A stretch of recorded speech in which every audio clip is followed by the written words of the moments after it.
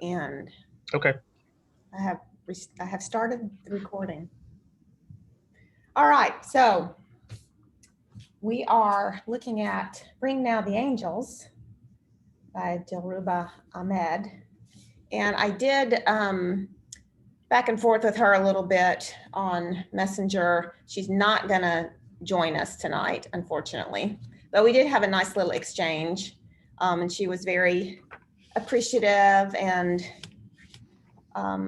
she said honored that we were reading her book and discussing it.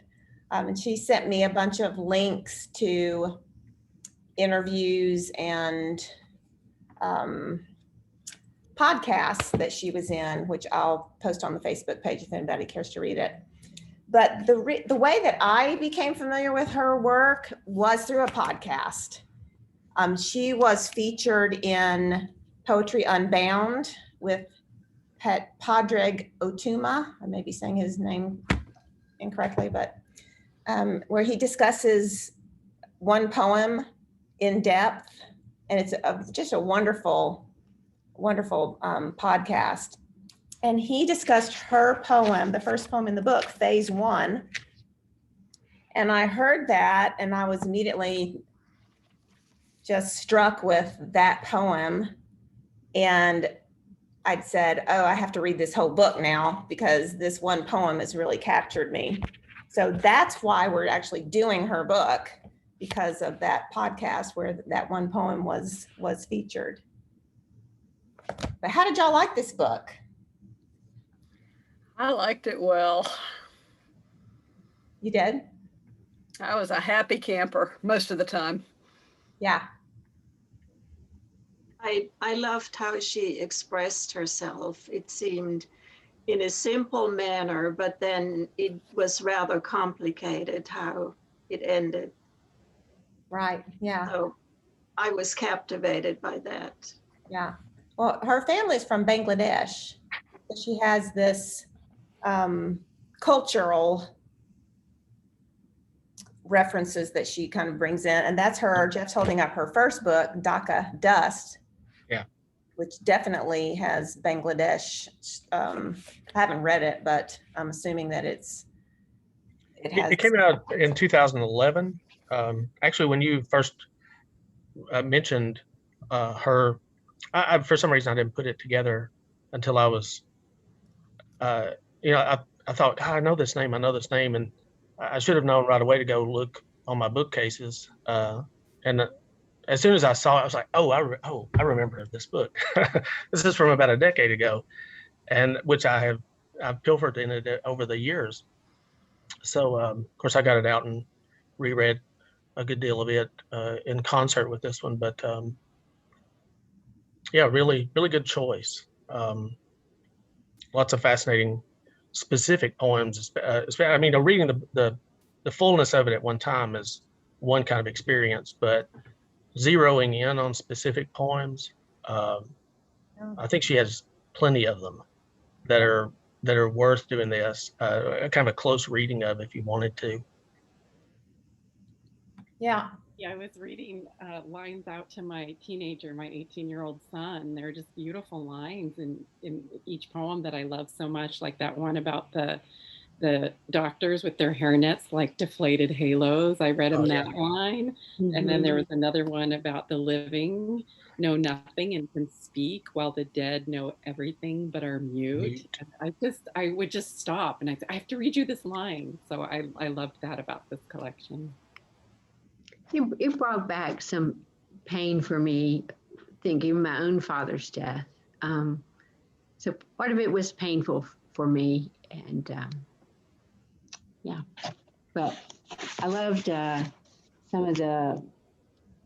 loved in the first poem for conjuring. I forgive you for conjuring white curtains instead of living your life. Some really nice phrases and images. Yeah. Yeah. Well, let's jump into the book as its own piece of art. What do y'all think about the cover?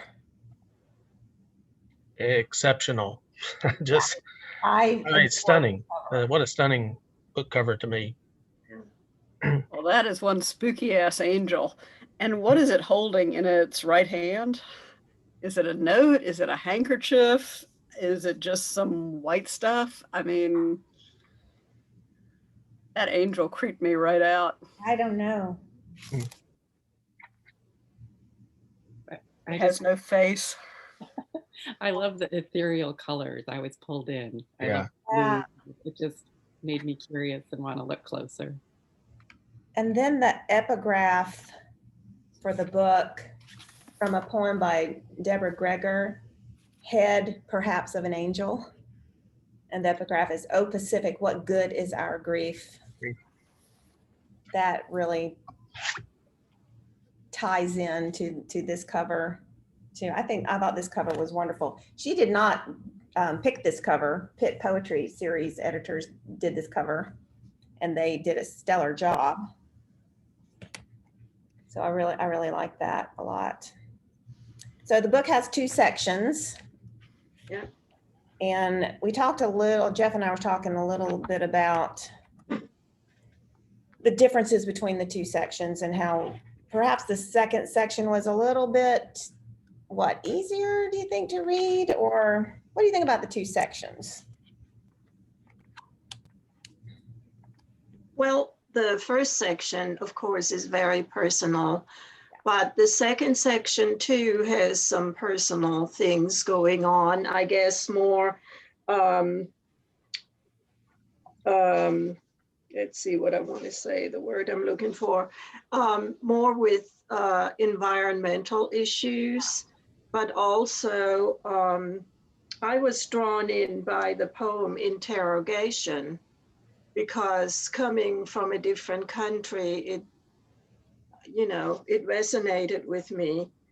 And, but there were others about toxins. Yeah. Yeah. And, well, other things. And the title poem is in that section as well, I think, if I'm correct. I think that's in the first section. Oh, is it? Yeah, okay. The word toxic or toxins, the repetition of that throughout the book, to me, that seemed like one of the more interesting words through which to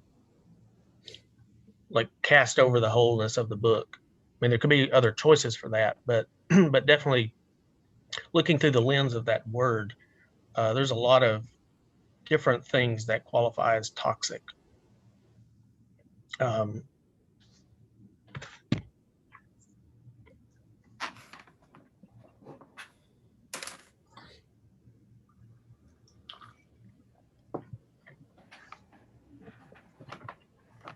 Were you going to expand on that, Jeff? Oh, well, I was waiting for you to continue. I thought you were in the I middle. was waiting for y'all just to be bowled over by that. No, I was trying to remember now exactly where I mean, is it the last poem that word is also in it? I forget, but it's one of those words that I began to notice its repetition a handful of times throughout the book. And, I mean, obviously cancer and disease is a kind of toxic, but then also, I mean, do you pledge allegiance? I mean, that interrogation is toxic. There's so many things that qualify as toxic. The poem where she, does she intervene when the child is slapped? And I mean, there's just situation after situation that has a toxicity to it, which I just thought was really, really wonderful. I mean, there are lots of other things I have thought about as I read this book, but Helga, you mentioning that reminded me that was one of my thoughts. Yeah. I I think the poem "When Are You Afraid" on page 78. Yeah, the ending line there. Toxins in my home. Toxins in my home. Yeah.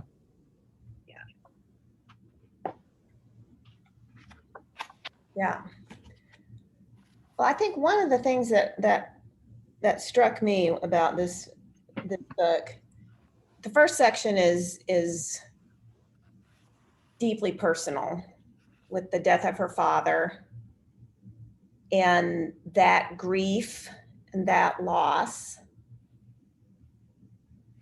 But there's also different, I guess why this struck me so well is because my husband and I are in a journey of sorts similar, in that you lose faith in the medical system, the doctors, the pharmacies, the high cost of trying to get through all this, and monetary ways. And she had poems in here that were not just about the grief of her father, but the grief of facing this system. Yeah. That is just so incredibly difficult to maneuver.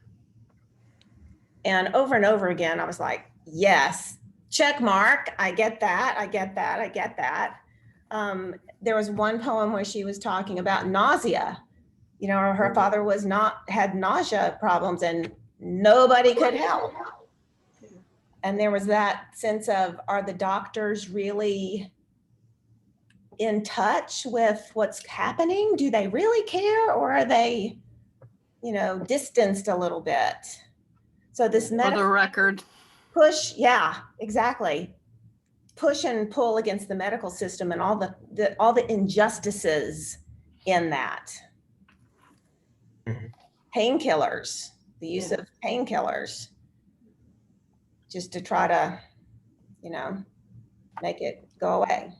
We don't want to hear.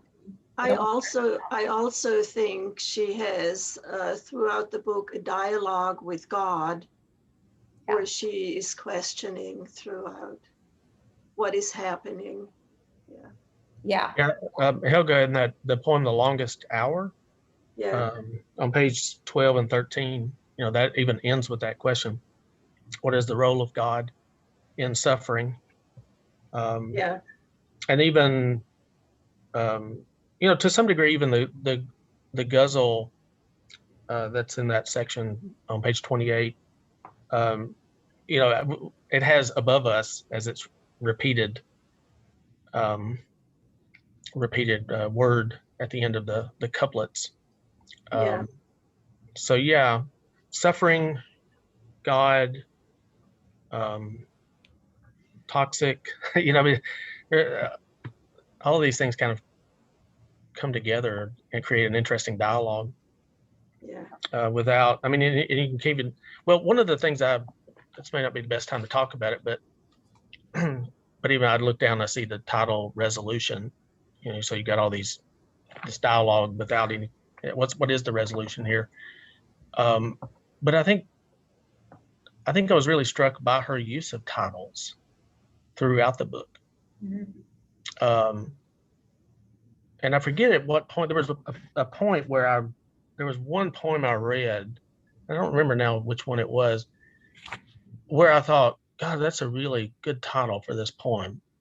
And then, of course, once I think that, then I begin to notice and think about the titles as I'm going forward. Even a poem like, well, the one we mentioned already, Interrogation. One could imagine that being titled something different, but that is the best title. This is a really good title for that poem. It makes us see all of those questions through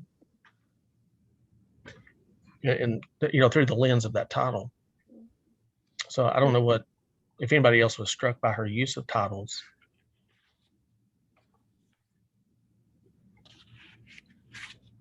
The three Hazals,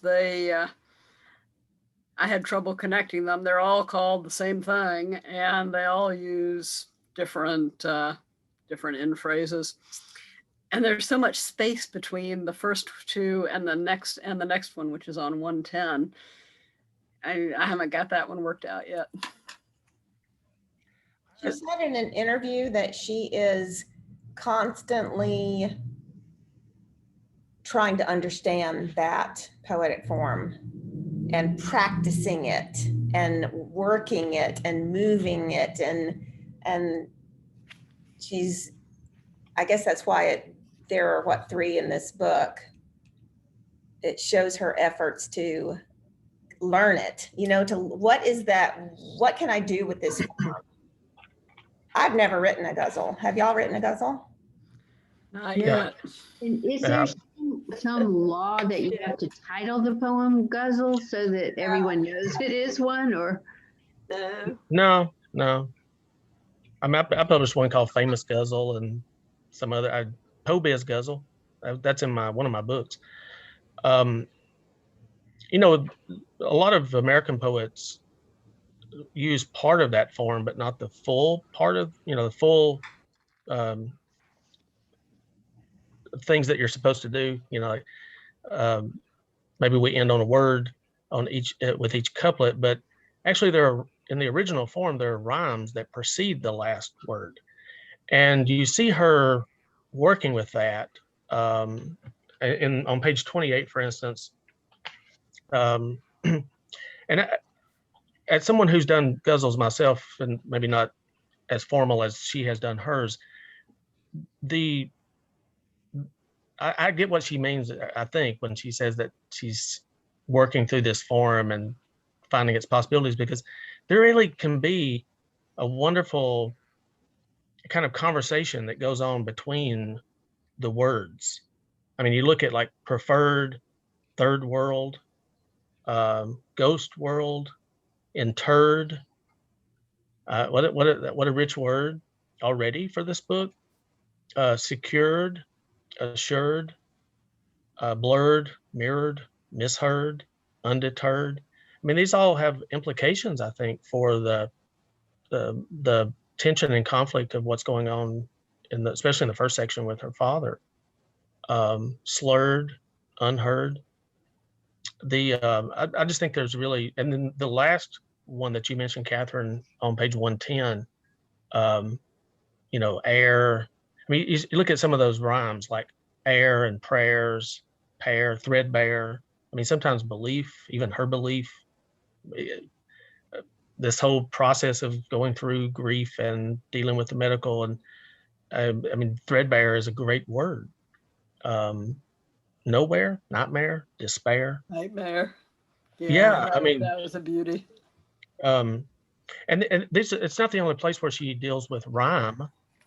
I mean, in that particular form, she's using those rhymes down through the structure, but in other poems of hers, she uses rhyme, kind of buried and hidden in some ways, and you might not necessarily notice. It kind of reminds me of Kay Ryan, or Wendy Bidlock, or some other particular poet, Todd Boss, the way that they use rhyme in places you're not really expecting it, like the middle of or the beginning word. And she does that, but to me, there's a really fascinating conversation that goes on, and maybe another kind of logic that goes on if you just look from rhyme to rhyme. It's creating another narrative. Hey, let me read this is from one of her interviews. This is what she says about the ghazal form and why she's so fascinated with it. She says, I am drawn to the ghazal's capacity to hold, by turns, a multitude of moods and gestures. The form's kaleidoscopic movement through various tones and topics feels emotionally resonant and authentic to me. While the ghazal possesses strict formal requirements, its container can house any aspect of lived experience, personal, public, political. Yeah, it's Robert Bly has translated lots of those from other languages, and I remember him saying something one time maybe from a stage. He said, "You get 36 syllables to say whatever you want to about something, and then move on." Just in the kind of way he would say that. But 36 syllables in English, that's hard to fit into 2 lines. So, he writes what he calls 3-line, a kind of 3-line frame for that.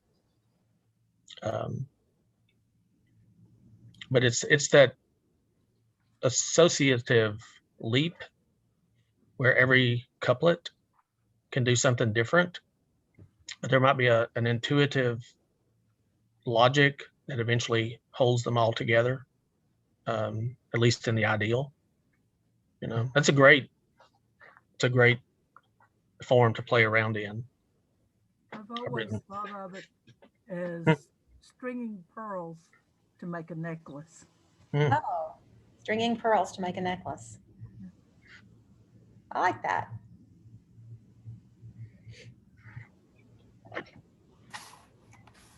So also in this book, other than the guzzle form, I mean, there's so many different types of poems in this. There's, you know, the lyrical, the narrative, prose poems, list poems, the form letter thingy, Google, something about Google. Mhm.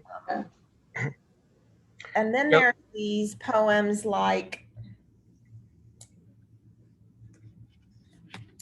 I don't even know what you would call these poems that I found very difficult to read, where the lines just jump around all over the page. Another form of skin on page 102. What do y'all think about that? Those poems that are written like that. And do you have difficulty reading them? You don't, Jeff. You're I don't. I really don't. But I like different shapes. yeah. I mean, well, you can tell this in my own poetry, but I like different shapes on the page. What do But you you know, think into that shape as to the purpose of writing a poem like that? I mean, I don't necessarily know her logic in it, but you know, when I see the first 3 lines in this poem, another form of skin on page 102, hiding us all the times we prefer to stay hidden, piled by the door. Those 3 lines and piled by the doors, I mean, I would have probably centered it between those 2, which I've done before. I've written poems that look like that on the page. I never got anywhere with them. It's probably been 16 years ago. I wrote a whole slew of these poems, but it was like one line here, another line here, and then that third one was kind of centered between the 2, and I felt like there was a conflict or tension between the 2 lines, and then this third one was somehow grounding it. Okay, yeah. But you know, that's a kind of personal logic that, you know, what is a line? Well, ask 1,000 poets and you're going to get 1,000 answers, you know. It does say in the poem, as though all form could go formless without notice. Yeah. So formless. There is a formlessness. I was trying to find the one where it felt incantatory to me, where she was listing healer, this and that across the page. And I liked it. I liked that poem for that reason. It gave me breath to feel between it, all the different namings. So I liked that structure there. Let's see if I can find it. I think that's the one where she kind of half rhymes healer with howler, and I liked that well. Mm-hmm. Yeah. I am very suspicious of caesuras. They seem inconsiderate of the typesetter. But yeah, I mean, it probably just means I need to learn more. I have something to say about that form. There's a poem on page 40, Healing Effects of After-Death Communication. And when I read that poem, it reminded me of a poem that I formatted like this called After Image, and it was a dreamscape. And that's how I felt about this poem of hers, that it felt, by being disjointed in the way that it is, it gave me the sensation of being drawn into a dream world where things seem disjointed yet related. Yeah, I like that. That's an interesting way of looking at that. You know, that particular poem, Billy, on 40, healing effects. I mean, if you look at the very beginning of that, and just read it as the caesuras are there, you know, and then days later, he is back, sitting as he hadn't for months, in an ordinary chair, as though it were ordinary this evening, as if the box of emptiness could again snap shut. I mean, I don't, what we're really always talking about is the arrangement and the kind of syntactical parceling out the pacing of thought. I mean, we can say a sentence spread out over 4 or 5 lines of a stanza, but we're still really just talking about a thought. And what pace do you create in reading it or saying it? And I don't know that there's always a, well, maybe something I say in my own classes, there's not a right or wrong answer. There's just a really good argument to be made. and whether anybody believes it or not, but I can, probably because there are a handful of these, then if they were all together, maybe the poem teaches you how to read it. Or if there were an entire book of these, or I think about like, which book is it that, actually any of the more recent books by Yusef Kamanyaka, the way the lines are on the page don't necessarily resemble some of his earlier work. And it takes some getting used to if you're not familiar with that. But I think once you get into the groove of it and read it, and you come to expect it. And so any poet writing is playing around with that repetition of that same structure, which eventually ends up becoming variations within that same structure, which is some kind of growth. Well, if the whole book were made of these, I would lose my mind. But I think she balances them very, very well. I can kind of feel an argument for the caesura without losing my mind. When it's laid out like this, to me, it feels like I'm swimming through the poem. I'm swimming from phrase to phrase. And I like that. I wouldn't want a whole book of it. It would wear me out. But I like them sprinkled through like this. Yeah. Yeah, I liked this poem. A lot of the Death of the Parents poems, I found myself writing, yeah, it will be like this. And this one, this was a good one. There are several kind of groupings of poems in this book, right? We mentioned the ghazals and the poems that are in this particular shape on the page. And then also the ones that have the questions and then the answers. There's more than one of those types of poems. I don't know, possibly the, Mark Strand's Elegy for My Father. I don't know if that was the model for that, but, where there's that question and then an answer that follows. But, that's a different kind of shape or structure to a poem as opposed to some of the others. And maybe with complicated material like this, it's good to have that. It's good to have differently shaped poems, different kinds of containers. I mean, I loved happening up on some of the poems that had rhyme. They felt like, something new, Yeah. in the book. And there's such an intensity of emotion that it was a relief to like read the list home, and you end with that parking, what was it, the parking spot or the parking permit. And that even just because it was a list, there still was a gravity to that last thing, and the irony of that was very moving.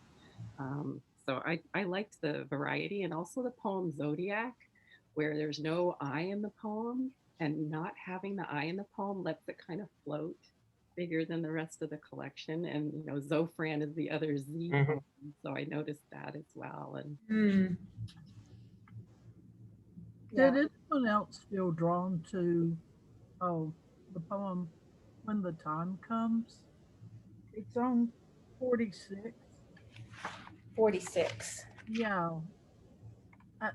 It hit me first because of the second stanza. Tell me why the text on grief suggests sequence instead of repetition. And then the poem itself picks up that when it's using that train metaphor again and again, unless, unless, unless, unless, Mhm. unless, so that you wind up uh, with these reiterations of train imagery that are really analogous to all the different things that keep happening over and over with grieving. I think I thought it was I don't know, it hit some real chords for me. It also, for those of us who like rhyme, slight rhyme, near rhyme, it does a lot of that. Mhm. I liked that one a lot. It really kind of took off for me with the stem. Grief is no train we embark, we weary passers, blah, blah, blah, unless. And that was where I really kind of got hooked on that poem.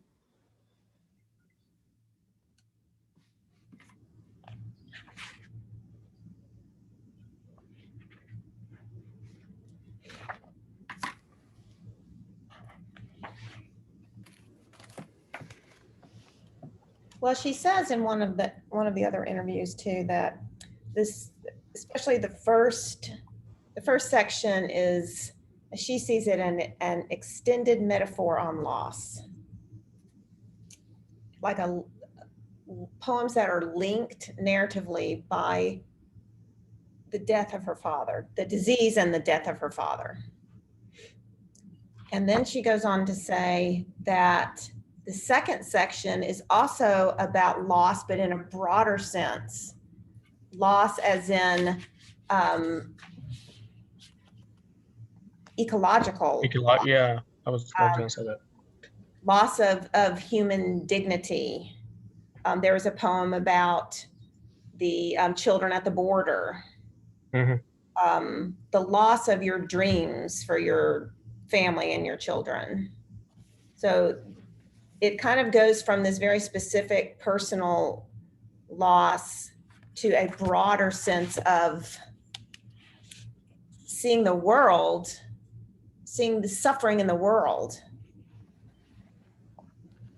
And what can we do about it? And is there anything to do about it? And can we step in and change it? And like the poem Incident, does she step in and do something about this girl who's being, mistreated, or does she just, will she make it worse if she steps in? So what is there to do? What is our role in seeing suffering and doing something about it? And then the same thing, seeing her father, back to the first section, seeing all these things happen to her father, but what can you do? You're helpless in so many ways. So I see that coming back through the book, which I thought was really, really interesting.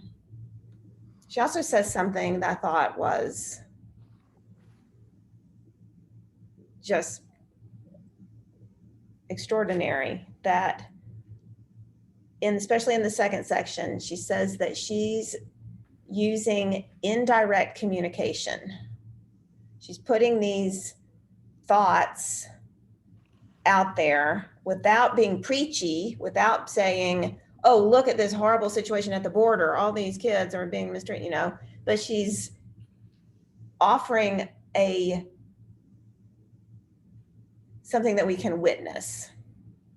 Can we witness this? Can we witness the suffering of others? And what role do we have to do anything about it?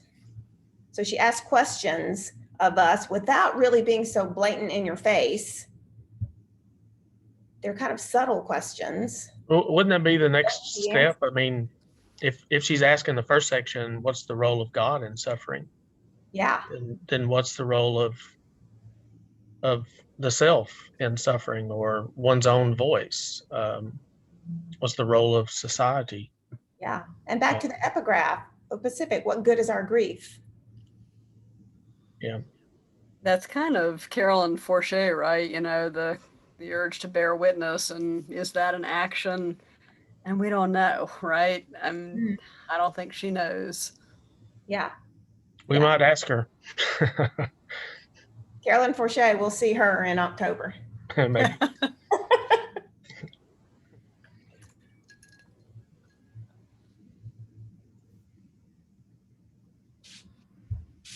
I really liked the introductory poem, the phase one. I might have liked that better than the rest of the book put together, but I mean, I liked this book, but that was a pretty kick-ass poem. Yeah. That was a remarkable poem. I love that poem so much. Well, I really liked that bit in the middle where she gets all concrete, pooling in gutters. In forgotten tin cans may forgiveness gather. Pooling in gutters, gushing from pipes, a great steady rain of olives from branches, relieved of cruelty and petty meanness, with it a flurry of wings, 13 gray pigeons. And she's not always that concrete, but boy, I love it when she is. Yeah. Yeah, I love that too, Catherine, because she could put in that line about the petty, the meanness, and it was buried in all of these so specific particulars. I love that when poets do that. And how interesting too that in talking about forgiveness, of course, this is about forgiving yourself, but really I think it's the thought of before I can love somebody else, I have to love myself. Before I can forgive somebody else, I have to forgive myself. And that there were so many things that were happening in the world when she wrote this poem. And I get this because I read a bunch of her interviews, that she felt so angry and so frustrated about some of the things that were happening in the world. And she thought, how can I forgive my world that I'm living in when I feel so much anger and disillusionment between what's happening in the world of politics. And then her answer was, how do I forgive that? First, I have to forgive these things in myself. If I can reach forgiveness to myself, I can extend it to others, which I thought was just really quite lovely. Yeah. The last thing in the last sentence in that poem, for being unable to forgive yourself first, so you could then forgive others, and at last find a way to become the love that you want in this world. That's just beautiful. Mm-hmm.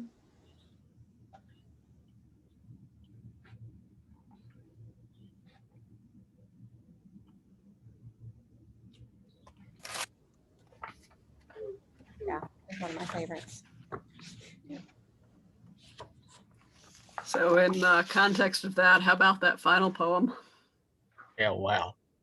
Yeah, that's Continue to dive. Yeah. I thought as an ending poem for any book, this was just such a good choice.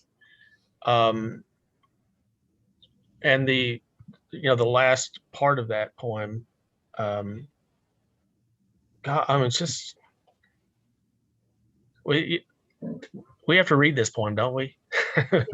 Please say yes. Do anybody want to read it? Alice, Catherine, read it. Catherine, you want to read this poem? Alice, it's yours if you want it. I'll tell you what, I'll take it. Okay. I really liked it a lot. Best of You Virtual Reality Starter Pack. Or No, whoa, Alice. Yeah. We're talking about snake oil, snake bite. No, not mortality real. Oh. Read the last poem in the book. We're talking about the last one. Okay, that one goes to Catherine. Okay. We'll let you do the other one. Go for it.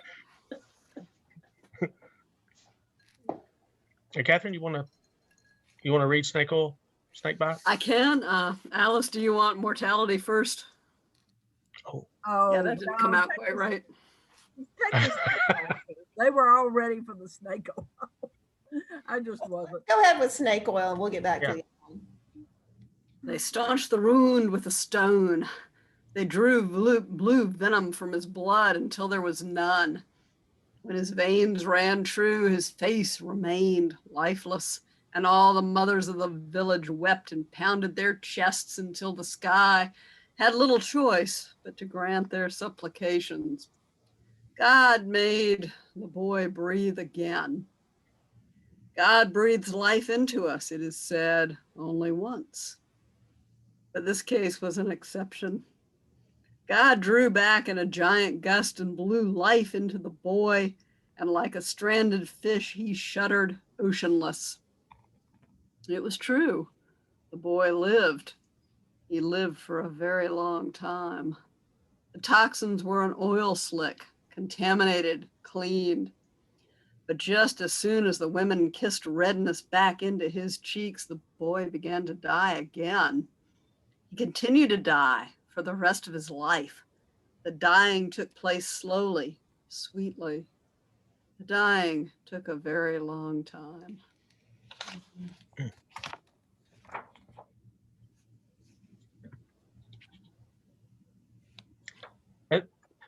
This silence is the sound of a lot of poets really being envious at this moment. Like, wow, the ending of this poem is so extraordinary. And Catherine, your reading of it, Beautiful. really, a fine job there. But it also kind of draws out, at least for me, the word sweetly, which I wonder sometimes, what's the most important word in a poem? I don't know that that's the most, but maybe it is. Maybe in this poem, that's the most important word, sweetly. Maybe the most important line break is God made. Yeah. Yeah. I mean, I think maybe dying is the most important word, but I'm not sure. Yeah. There's no right or wrong answer. There's just a good argument to be made. My friend Mary quotes one of her old professors who said, there may not be any right answers in poetry, but there are an awful lot of wrong ones. Yeah. Yeah. Well, in this poem, I'd mentioned that word toxins, because I had tracked on that word. But yeah, this time through, yeah, the dying took place slowly, sweetly. I don't know. That's a rich word at the very end of this book. It's a risky word to use, isn't it? Mm-hmm. But our last word is time. yeah. It made me think a little bit of the ending of Fern Hill by Dylan Thomas, when he says, time held me green and dying, though I sang in my chains like the sea. I don't know.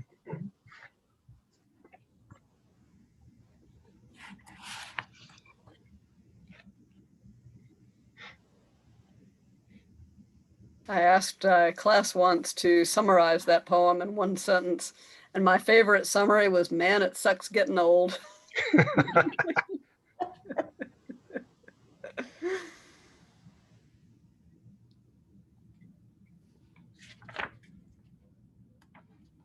Well, that poem also reminded me of, we talk about some of the strengths of craft in her poetry. She does pay attention to line breaks in really interesting ways, and enjambment of some of the, I'm trying to find this one particular poem that, and now I can't find which one I was going to refer to.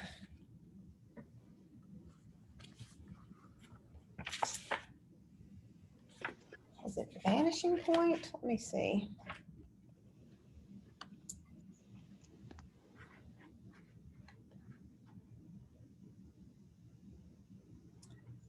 No, it was the poem.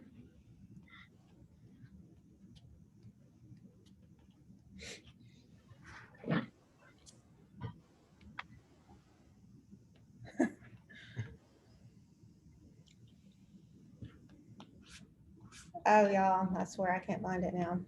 Oh. I will find it. Keep. We believe you. It's in there.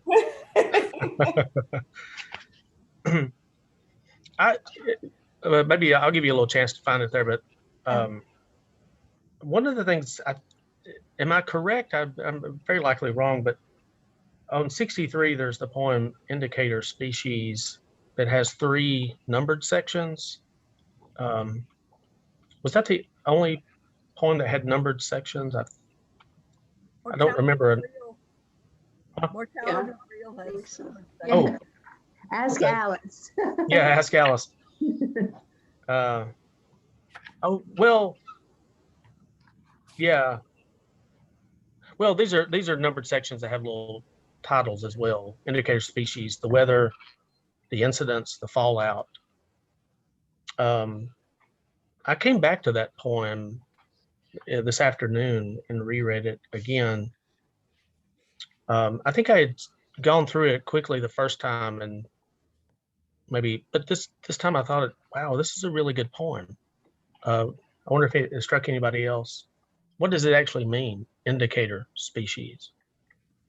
That's the canary in the coal mines. It's the frogs, it's the toads, it's the things that show you where things are going. Yeah. As their numbers dwindle, we learn. And so why is that or what does that add to this book, I guess, right? I mean, Doesn't it kind of circle to that poem where she talks about her mother? She's watching her mother and the fish that will only grow if there's poison in the water. And to me, it's like the hidden omen in there and the hidden warning that we're not listening to across the different incidents, whether it's the coyote poem or the Back to toxins. Yeah. Yeah, we really are back to toxins. And I liked that one a lot. I think a lot about indicator species and the things that kind of show us the way the wind is blowing. And I loved it that she talked about that. mm-hmm.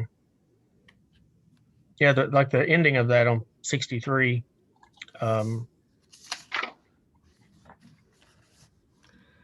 I liked section 2 better, where what is DNA but a text the body reads. Oh, yeah. What are genes but a few pages ripped from the spine of a book already aflame. Oh, More wow. or less in the day when we've lost the Library of South Africa. Yeah, I found that a very powerful comparison. Mm-hmm. You know, and there are, I mean, her use of questions throughout this book would be another whole kind of focus, right? I mean, there's poems that have titles, or, there's a title that is a question, but she uses questions, I think, quite skillfully throughout the book. I wasn't so wild about what's the role of God in suffering. I mean, that's unanswerable, right? But this other one, what is DNA? But that's a rhetorical question. That's just telling us what she thinks DNA is. Yeah, and she also asks these other questions where she says, we might ask why. So it's almost like it's a little quieter of a question. And then she gives us those comparisons. Why is the God of the sun also the God of the plague? Why the God of healing also the God of archery? It's sort of that if then. And it's like Sandy was talking about, her being sort of gently putting these things out there and letting us come to it through comparison. So that one, the title kind of baffled me, and I had to go Google Apella.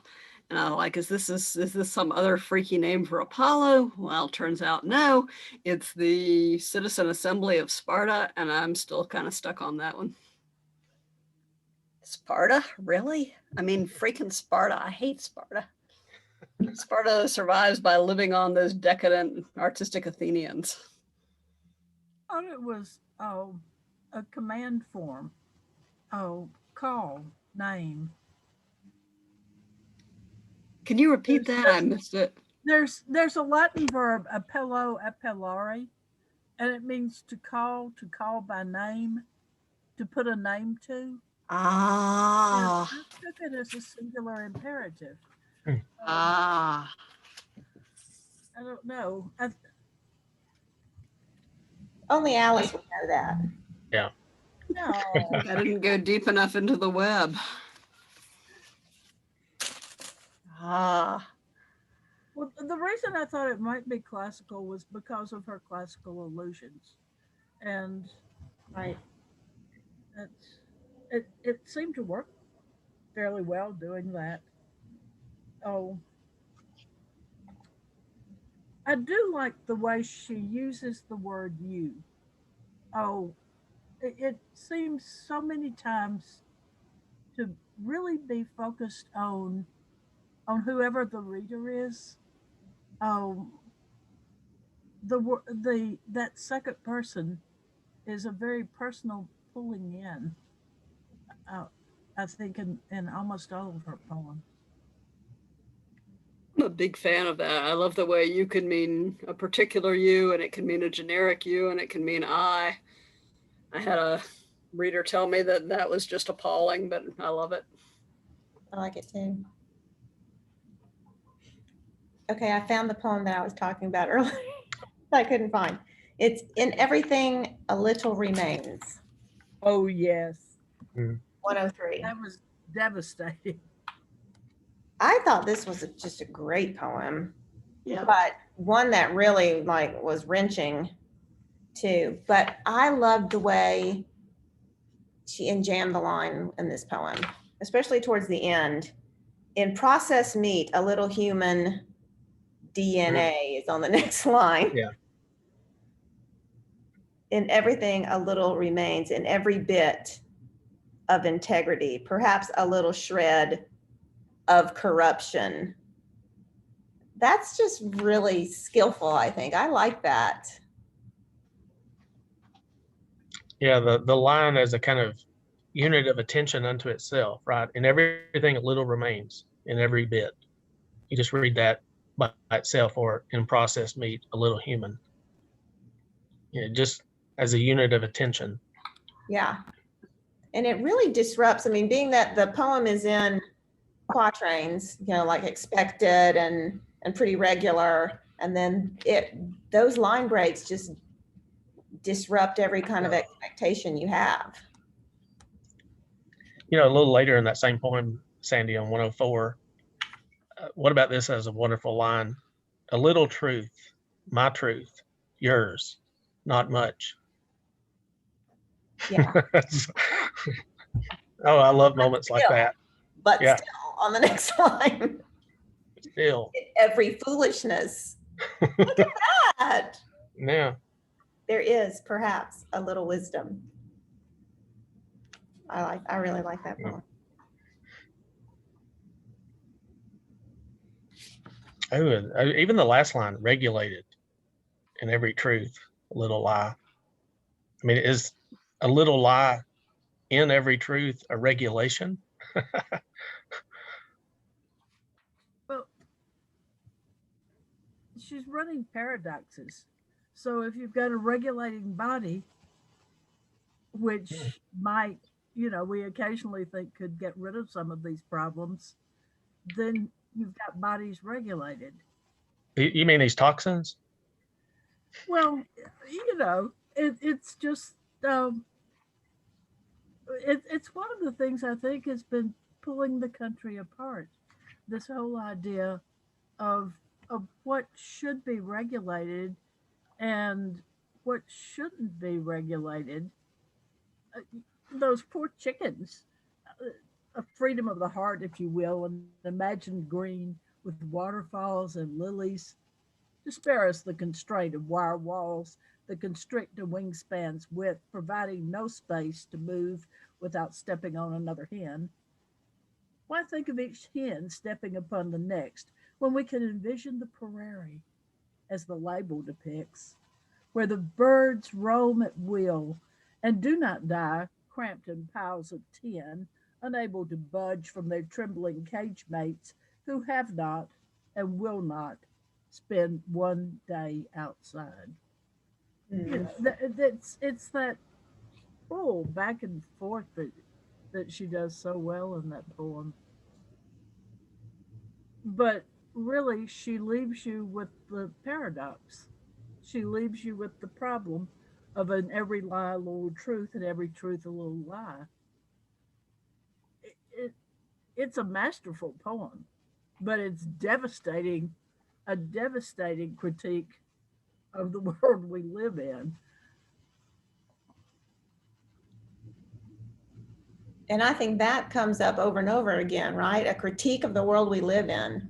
Back to her father's situation in the medical world and the institutions that kind of govern that journey through.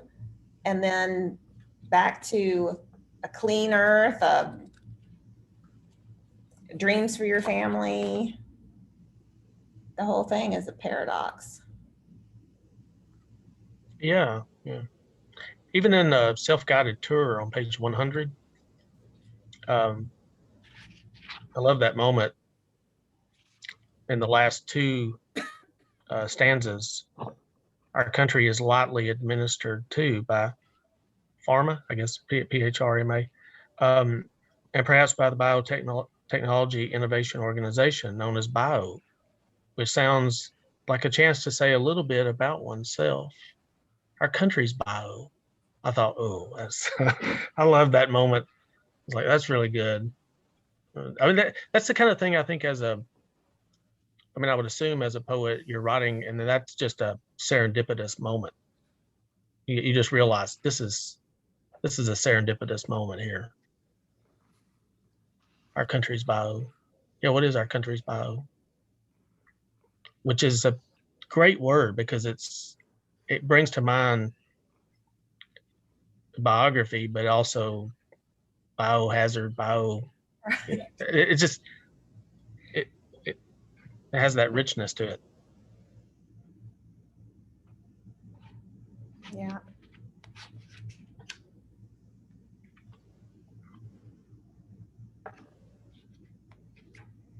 Sandy, I also like that poem Choke with that sort of fairy tale motif woven in. So she does give us different things going on in different poems. I was hoping Catherine would be here because she's done so much with the fairy tale motifs, and I thought she'd really be. I wanted to hear what she had to say about that.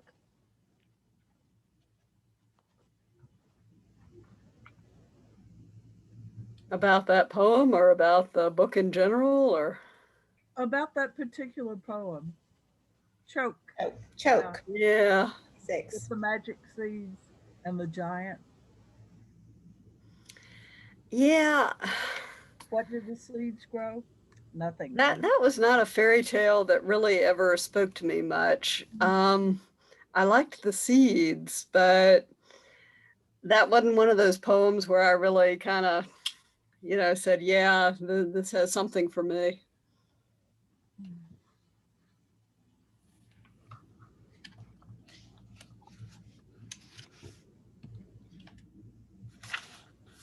Well, let me, since she's not going to be here, sadly, I was very disappointed, y'all. I really wanted to meet her and talk to her a little bit. Let me give you a few little quotes from her through some of these interviews that I thought was interesting. Let me see.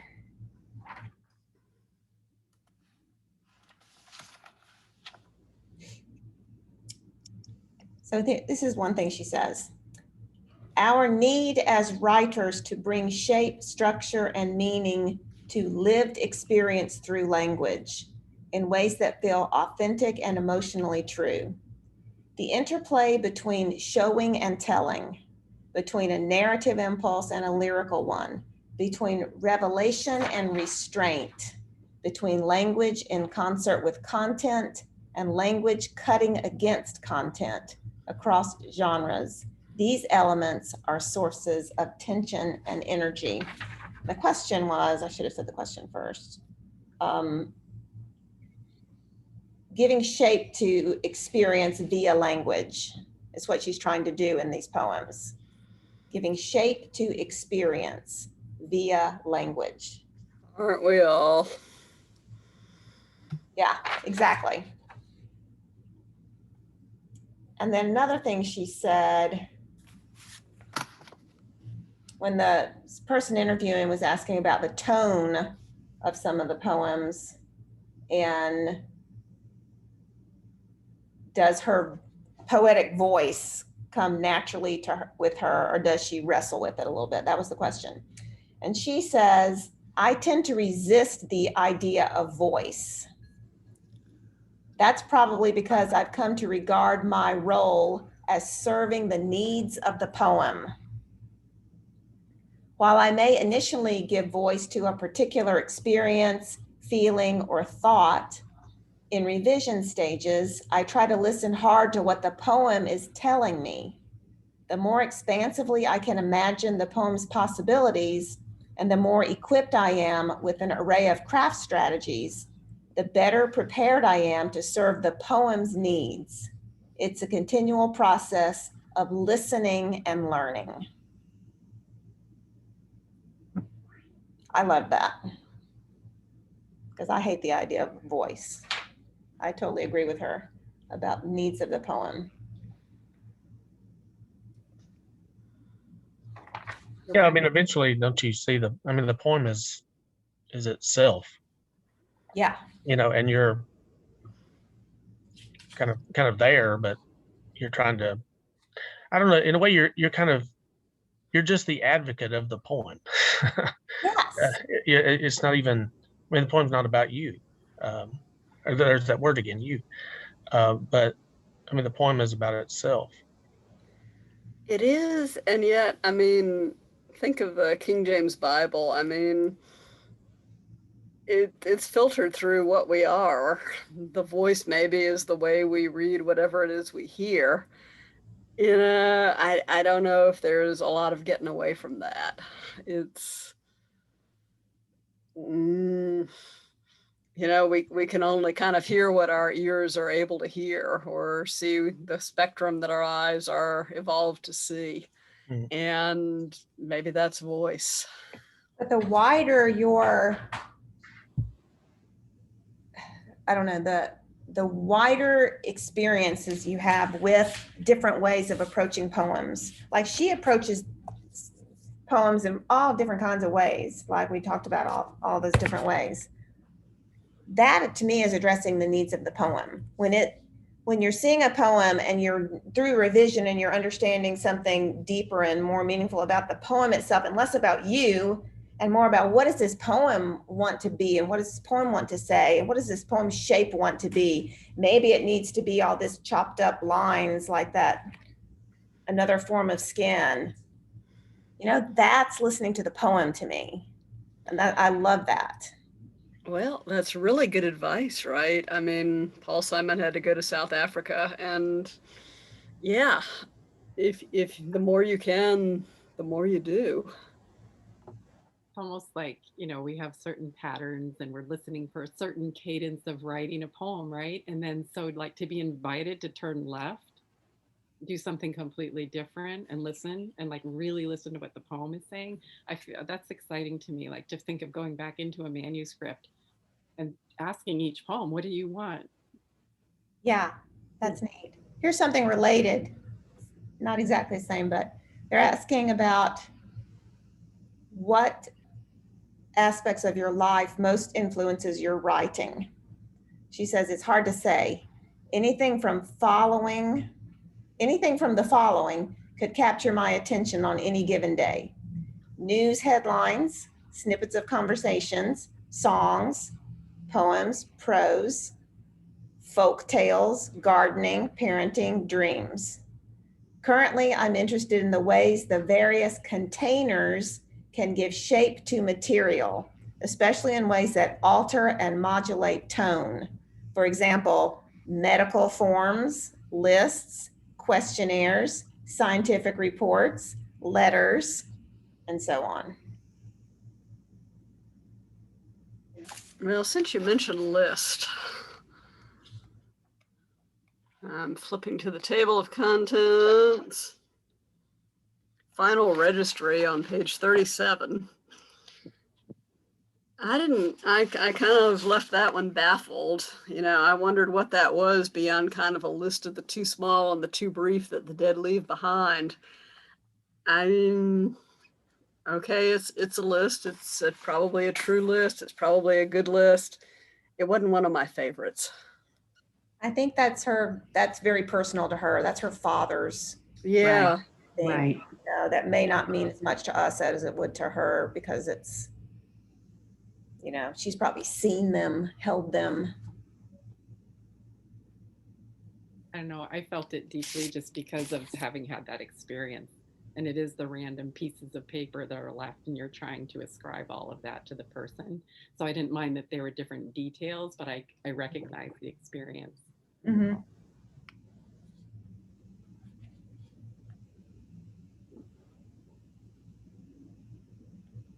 So what did you think about the title poem, Bring Now the Angels, on page 32? Liked it that the angels were these kind of messed up doctors who probably weren't really angels.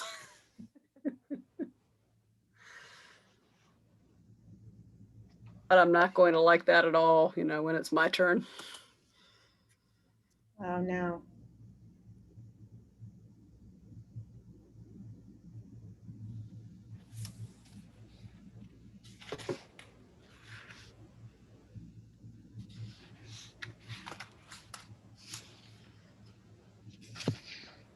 I'm curious, and this, we could maybe save this for later. When y'all go to attack a book of poetry, attack's not really the word. Do you read it all the way through? Do you go back and pick favorites? Do you go one by one and dissect the poem? I'm just curious because sometimes it's hard for me to get the whole way through the book and delve as deeply into it as y'all seem to be able to do.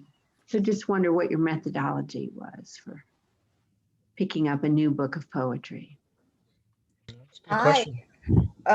I can't read it just once, for sure. Like my first time through is like almost I'm picking up overall things, but very loose things. Mhm. And then I have to read it again. And I unlike Jeff, I write in all of my poetry books. Me And too. I'll put a star. This is and I'll this is too underline, beautiful. I can't deface and it. I'll write little notes about like recurring themes. Oh, this has horses again. You know, horses, horses, horses. So I'll make notes that first time, and then my second time through, I will be able to kind of get some of the connections a little bit better, a little bit deeper. But I'm slow that way. I have to read things twice or 3 times. I like to look at the table of contents first, just Mhm. to state. And then I like to read it straight through. And then I like to come back to the ones that really, really hit. And then I like to read it again straight through. In the best of all worlds. Mhm. Oh, I just got this today, thanks to Amazon Prime. So you can see I've got little pieces of Kleenex stuck in one to come back to. But it's really, books to me seem to have a structure as much as a poem does. And I always assumed that was a set of deliberate choices. Yeah. Yeah, I think I just assumed that the arrangement that I'm looking at is by design. And also recognize that it could have been another design. I mean the poems could have all been reshuffled and the entire thing would be a different experience of reading, Yeah. a different kind of argument. For most of my teaching career, I've always relied on some little statement. I forget where I stole it, but everything in a given space helps to determine the meaning of the space. And I think as I read, if I'm reading a poem, then that's a space. If I'm reading a section, then that's a space. If I'm reading a book, then that's a different space. And if I read the first poem, then it teaches me how to think about the next poem and the next poem and on and on. And then I'll find lines or images. Sometimes it's an image pattern that's repeated. But I love to find lines. And then that becomes a lens through which to think, oh, this reminds me of something else earlier I encountered. And when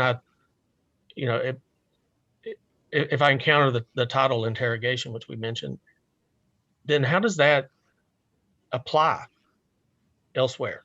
Not just this one poem, but how does interrogation as a idea or trope fit other places in this book? Maybe that gives me a way to think about all these questions in the book. They are a form of interrogation. Who's being interrogated? Is the immigrant being interrogated? Is God being interrogated? Is the self? Is society? So I tend to think about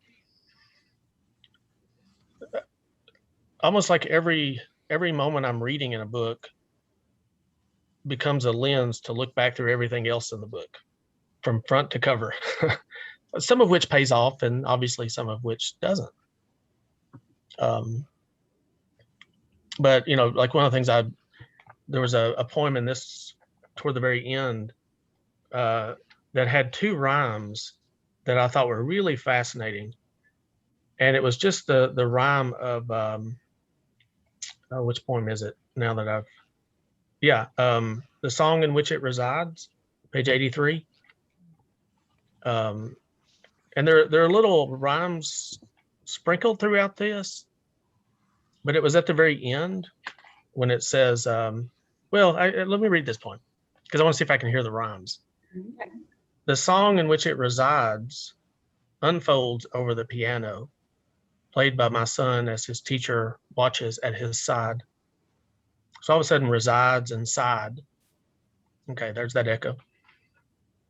Builds slowly with stories of farmland, splintered barns, pumpkin patches rolling toward ocean or bay, of yellow mustard fields, of fishing nets, of rivers gone dry. Even there, I begin to notice that the sentence structure changed, right? We've got these, prepositional phrases of yellow mustard fields, of fishing nets, of rivers gone dry, of cemeteries where my mother and I, all right, so I and dry must linger, blistering beyond the fence after my grandparents died, of marble halls and fifth floor condos with children begging for coins outside, of Times Square's den, where among the revelers my father, newly arrived, begins to tremble as someone approaches. He expects a knifing, a mugging, spit in the face. Instead, it's a couple, pausing with words he can hardly hear or believe. Happy New Year, Happy New Year. The song undoes me like a chain split in two, a fabric slit by thieves. Mhm. So I see here and year, but I'm really interested in believe and thieves, and how I think there's a desire for belief in this book, but there are so many thieves. Also, the short I sounds, the rivers, the fissure, the Yeah. split, But I'm just fascinated by that rhyme of believe and thieves, and just as a little moment when as soon as I recognized that is one tension or conflict in this book, and for a moment I can begin to think about that, but it just came out of those two rhymes. So sometimes it's an image, it's a great line,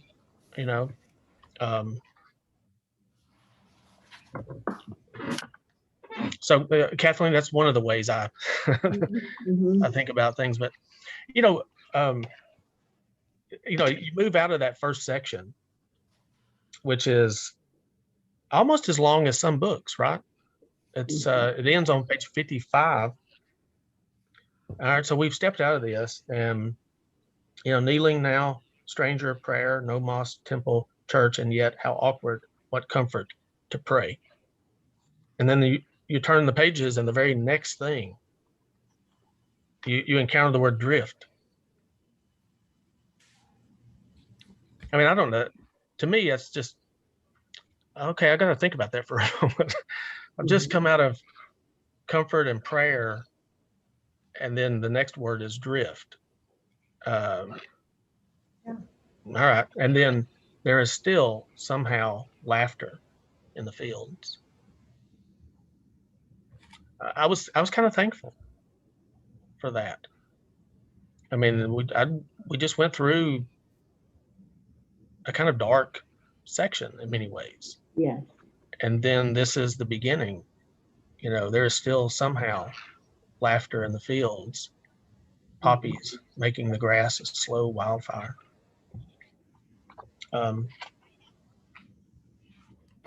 Consolations of nature.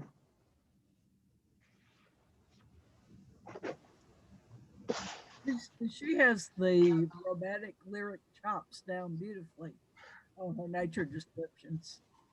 You can see it. Mhm. And then she'll undercut it.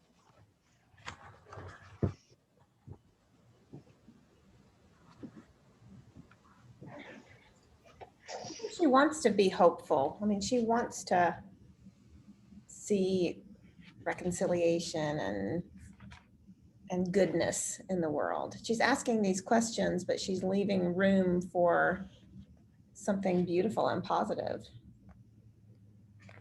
I think she wants that.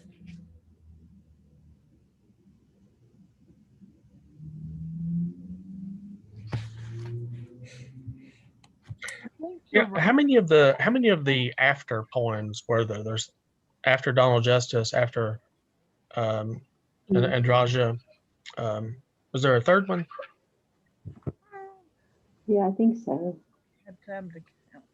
I know in Everything a Little Remains in 103, Carlos Drummond de Andraja. Oh yeah, Self-Guided Tour was another one.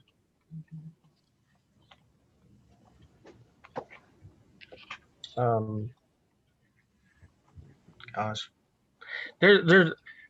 well, we didn't ask this question about like favorite poems, but, and I don't know other than the very last one, which I just am stunned by, but there are lots of really wonderful individual poems in this book. I love the ending with affirmative action and all. I thought the ending of that was really powerful. She asked, or yeah, the very last 6 lines or so, 7, why Pittsburgh and this old horse that rides repeatedly, haphazardly, backward. I love that just as a line, repeatedly, haphazardly, backward. Through time, when in any given American town, there is a room inside a room inside a room where thought shapes word, shapes action, shapes memory, shapes history, where synaptic gaps deepen now into fissures, into canyons. That last word is, I'm not exactly sure what I'm going to make of that yet, but I was really blown away by that word.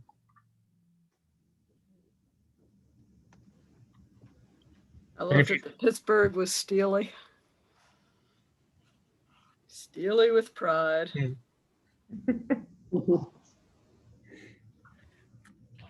But you think about how just that concept, there's a room inside a room inside a room where thought shapes word, shapes action. These things are all connected. I mean, that's going to lead somebody to the interrogation. It's their thought, and it shapes their word, and it shapes their action, and then they start asking those kinds of questions. Shapes memory, you know, either personal memory or collective societal memory. Shapes history. Oh boy, I mean, that's a big thing. I mean, every individual, all of us in whatever those rooms are, shaping history. Is it Kafka? History is a nightmare from which I'm trying to awaken. Is that Kafka? He said that. And then that last part where synaptic gaps deepen. And these kinds of fissures and rifts that end up in our society, you know, and some of them are deep. One that I thought was so beautiful that is so pessimistic is the one on 61. No one noticed for a while. It's so beautiful, and yet it's so bleak. Mhm. And you you think about that in connection with what she says about what happens to children and what's happening to the world, and it's just devastating. But you don't get anything much more beautiful than we fill their hands with glorious things, caramel coated apples dangling from trees, fruit that earned their names with honey cores and crisp, icy peels, breads of every shape, knotted buns and hearts, elongated loaves, flatbreads with 5 grains. We gave them buttery cheese, pomegranate seeds, 3 types of melon, red, yellow, white. Our days spent ladling soup into bowls and sharing food through open windows, when suddenly we handed over our last slice of glittering melon. The children cried, "What will we eat now? What will you feed us?" Tears streaming over the soft peaches of their cheeks. In a rush, we gathered them in our arms to calm them. We soothed their brows with stories. "Don't worry, we will fill your ears with dreams." We doled out word after word after word, every fable, myth, and verse. But still the children grew hungry and beat each other in the street for a jagged scrap of crabapple dropped by a squirrel, or a bruised pear dragged from the grove by raccoons. And I could go on, but you can see the beauty and the darkening, and there's still the beauty, but it's just so bleak when you get Yeah. down to their spines now stooped, their pockets drooping with weights like their faces. And Alice, as you're reading that, the very ending of I would prefer to die ahead of you, which begins on 111 but ends on 112. And the last statement in that one says, each footbridge or trestle we construct. And in a way, there's, those fables and stuff, right? That are like, we doled out word by word, right? That's a kind of construction. Each footbridge or trestle we construct along the impassable will simply become the soon to be forgotten remains of fabled civilizations. Yes. And even, just the implications of that word fabled. And the richness of the word civilizations, given everything that we've read in this book, where it's the high cost of healthcare and the ecological disasters, and I mean, all these things, yet we call this civilization. I thought the way she did the lineation on that poem left you with some doubled meanings on a lot of those, where she's dropping at the end of the triad, Mhm. like so huge we're rendered, and you think of rendering, and then you've got we're rendered, and then you pick up invisible, and then if you take invisible, each footbridge or trestle, you realize that you can't really see where you're going. Yeah. We construct along the impassable will simply become, and impassable almost works like impossible, something you can't get through. It's just, she's really awfully good. Well, she has a book. It's like a whole book of her good poems, and another one. All right, guys. Well, it is almost 8:30. So we'll wind this up. Does anybody have any closing thoughts? What's next month? Good question. I actually have it. I'm so proud of myself. Jill Osier's The Solace is Not the Lullaby. Can you say that? What night is that going to be? That will be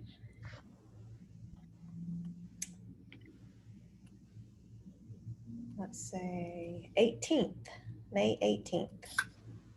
May 18th. Okay. And who is the author? Jill Who is the Osier. Yeah, Jill. Well, you put a Yeah. a list of all the books in our forthcoming, right? I mean, and a photo. Yeah, I'll send that to the email list. Okay. Yeah. So that everybody will have that. All right. Yeah, we've got, I think all the books for the rest of the year, Jill Osier and May. I forget who, June is, Diane Seuss, oh, Diane Seuss, yeah.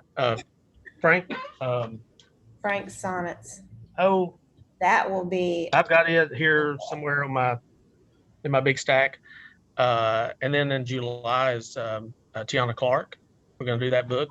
I think, Beth, you were wondering if we would do that. And okay, I've already texted Tiana, so about us doing that book. And we've also got Carolyn Forche, maybe October, in the lateness, in the lateness of the world. Yeah. Victoria Chang, Obit, Kevin Kruger, The Art of Fiction. And Bob Hickok in December, I think, for. Yeah. And then Ji Young, I may be saying her name incorrectly. Who's an Asian poet. Gosh, I can't think of the name of the book now. You've got the list of those in our Rockvale. Yeah, here we go. Listen, I'm gonna copy and paste these and put them in the chat. Yeah, that's good. Yeah. Um, I'm having trouble finding that email. I read it and now it's vanished somewhere.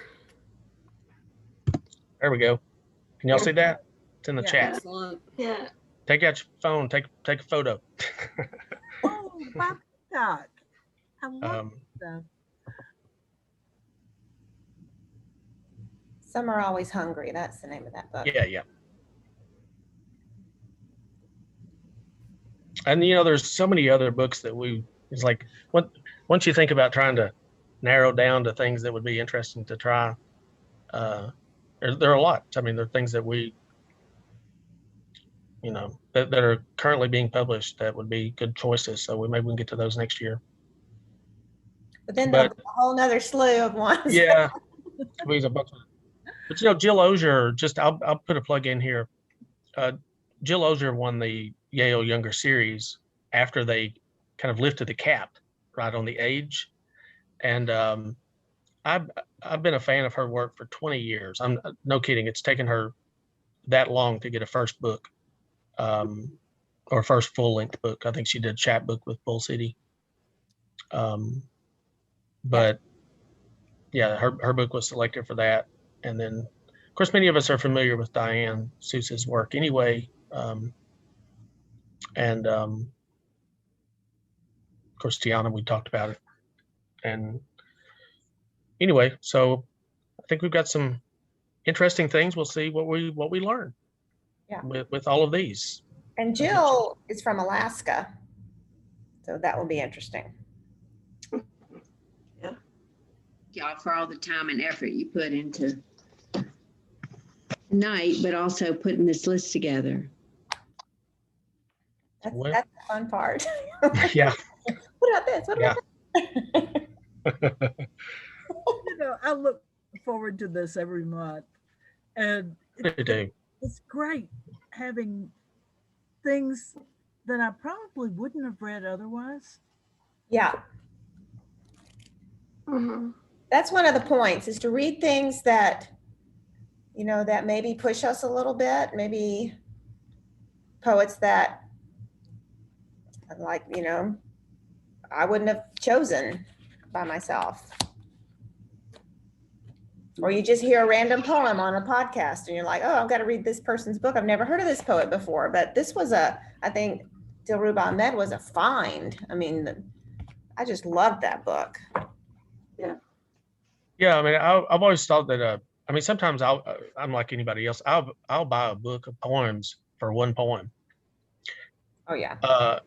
And then of course you get a book like this, and you know, then you find, okay, I'll read the first poem. Well, okay, and then you know, you read another one, and okay, built together with some of the others, there's maybe a larger argument, but then this poem standalone, you know, and all of a sudden you've got a good 10 or more, you know, in a book. Wow, this is definitely worth the price of entrance. So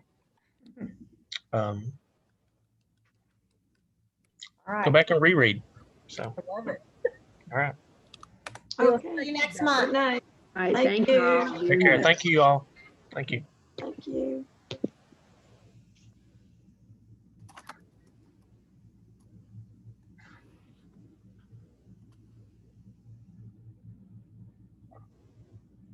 Oh, that was good. Okay, I love yeah, that book. I love I this. do too. Really I guess good. you can stop recording unless you want Oh, yeah. our afterthoughts.